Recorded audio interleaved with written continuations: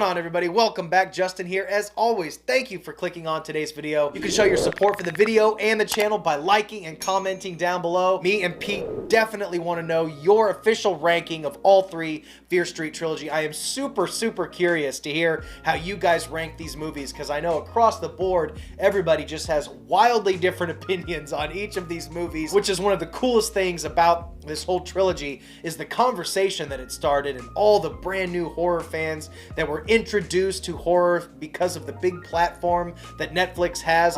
You're getting heavy, Pete. Say hi. This is Pete for you guys who haven't met him, but he's getting heavy, so he's gonna go bye-bye now.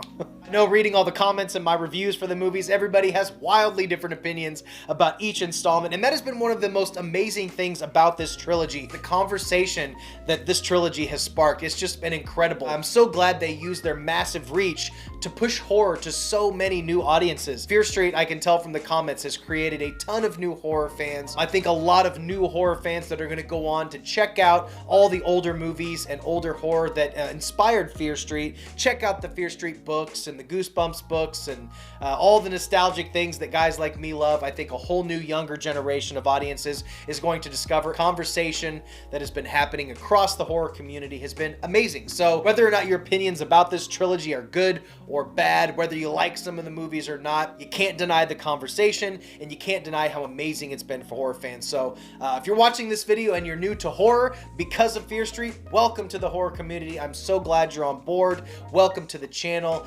And let's kick off my ranking, my official ranking of the Fear Street trilogy. I'm going to go for number 3, my least favorite movie, all the way to number 1, my most favorite. I'm not going to go super in depth. You guys can look at my reviews down below. I'll link all my Fear Street videos down below. I've done videos covering the music, covering the books. I reviewed each movie. So all of my nuanced, in-depth thoughts for each movie are going to be linked down below. But I'll give a couple bits of my opinions of each individual movie in my description and my ranking. So let's go ahead and get started with number 3.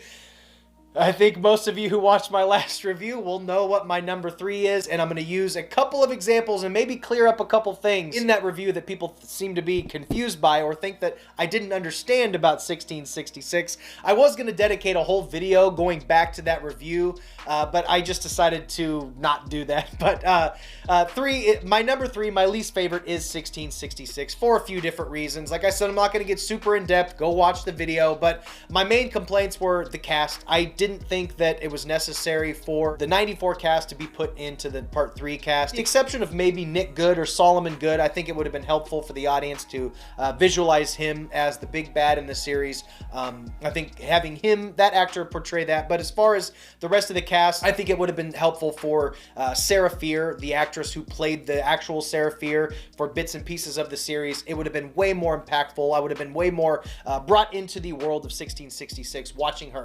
We spent 3 movies talking about her. I wanted to meet her, not see Dina play her. And that was just a minor complaint that I had with that. And as far as the rules, this is the thing that I think a lot of people misunderstood when they watched my review for 1666. They seemed to think that I was under the impression that I thought Sarah Fear was the witch, or that she was in control of the minions. I understand that she wasn't in control of the minions. I get that. I went back and watched my review, and it was a little confusing when I explained my issues with the rules. But ultimately, I felt like some of the rules and the ending just didn't quite work for me. I thought some of the rules in The Killers were just a little blurry, a little ill-defined, and a little convenient at times, okay?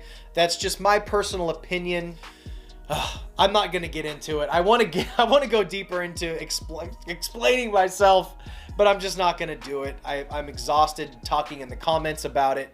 But some of the rules were just a little silly. I didn't like the whole squirt gun blood thing at the end, how they just started hacking themselves. And if you really get into the nuanced minutia of some of the rules, I think some of it's just a little blurry, and that was an issue with me. Maybe I'm a big dumb dummy and I just don't understand movies or logic, but I think the rules were a little convenient at times, and that was just a little bit of a complaint that I had. Another complaint that I had was how they got rid of Sheriff Good, how they killed him. I think he got off way too easy, and it seemed a little anticlimactic. Just a quick stab to the eye, and the whole thing goes poof into dust.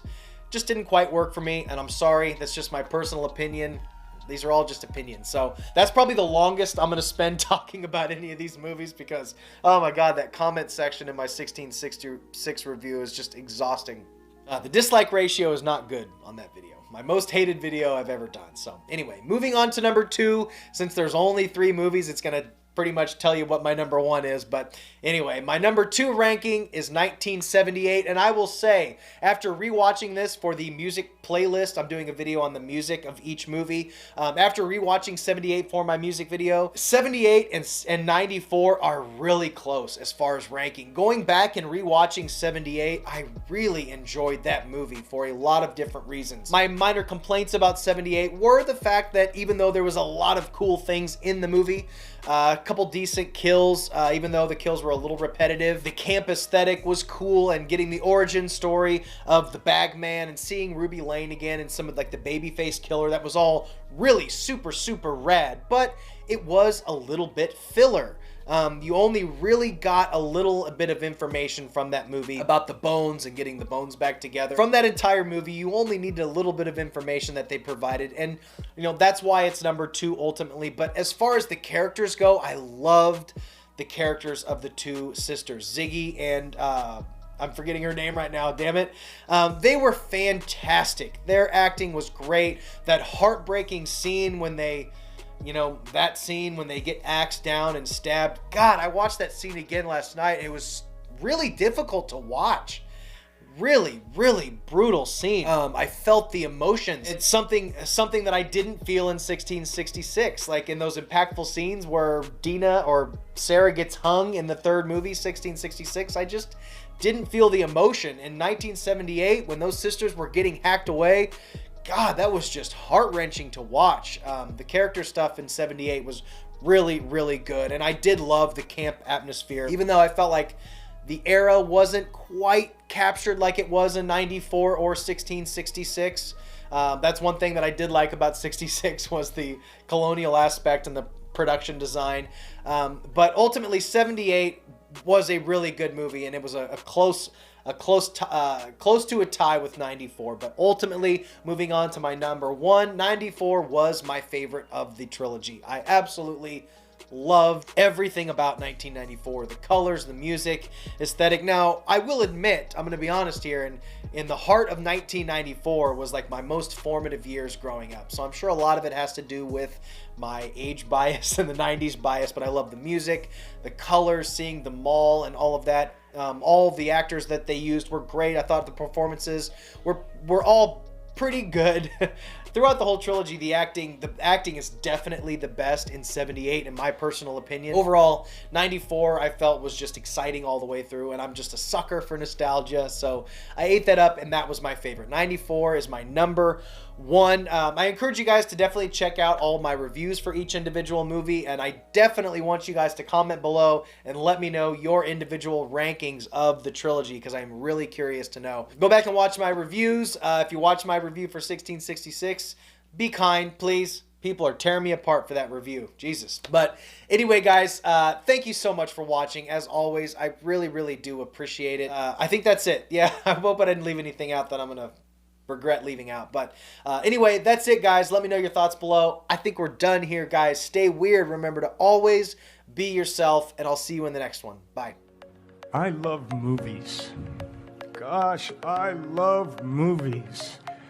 I love watching them, and I love making them.